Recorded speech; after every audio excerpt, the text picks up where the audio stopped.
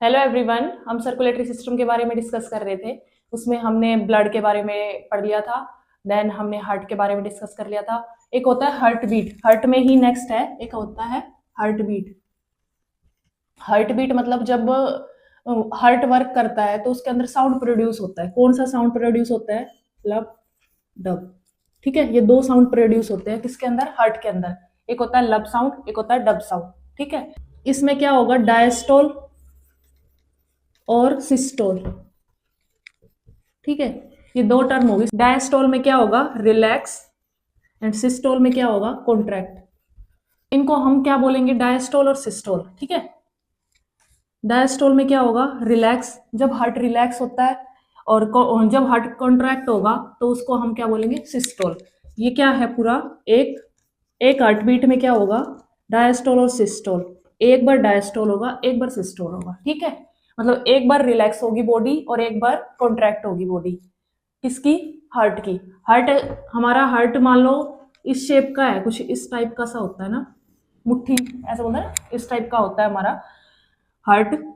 तो उसमें क्या होगा? एक बार तो ये कॉन्ट्रैक्ट होगा, एक बार ये रिलैक्स होगा। हार्ट बीट और कुछ नहीं है, बस साउंड प्रोड्यूस करता है ना हार्ट, उसको हम हार्ट बीट बोलते हैं। वो भी क्या है? जब हार्ट वर्क कर रहा है, एक बार वो कॉन्ट्रैक्ट हो रहा है, एक बार वो रिलैक्स हो रहा है, उस टाइम पे जो साउंड प्रोड्यूस हो रहा है उसको हम क्या बोलेंगे? Heart beat.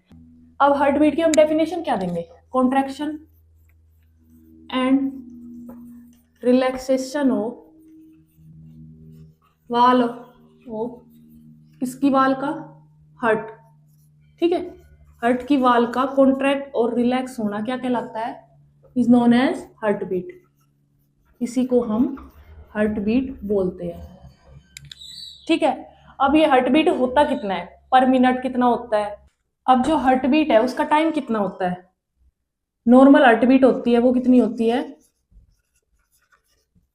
72 टाइम्स पर मिनट। मतलब एक मिनट में जो हार्ट है वो 72 टाइम्स, ठीक है, ये साउंड प्रोड्यूस करता है।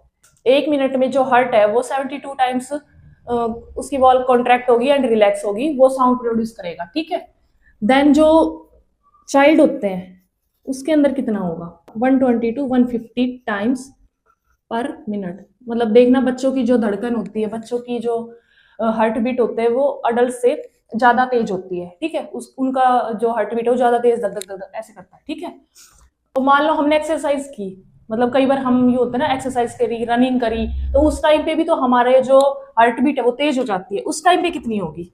एक्सरसाइज करी हमने तो उस टाइम पे हमारा जो हार्ट बीट है वो